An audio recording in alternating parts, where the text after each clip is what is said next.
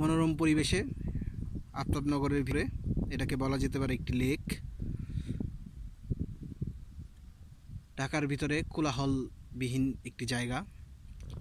আপনারা যারা girlfriend boyfriend একসাথে ঘুরতে আসতে চান শহর থেকে একটু দূরে মনোরম পরিবেশে, চারদিকে ধুতরা গাছ,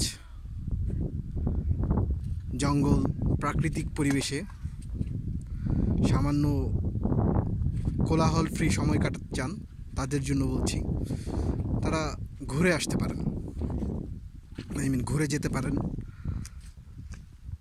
এখানে রয়েছে কাশবন, আপনি চারদিকটায় নিরিবিলি সময় কাটাতে পারবেন। সারি সারি খাম্বা, নতুন একটি বিল্ডিং উঠছে, মানে ইট বালু কংক্রিটের ছোঁয়া থাকলেও শহর থেকে একটু দূরে, সব কিছু মিলে মনোরম পরিবেশ বলা যেতে পারে। এখানে পিকনিকের ব্যবস্থাও করা যেতে পারে, আপনারা ফ্যামিলি নিয়ে আসতে পারেন।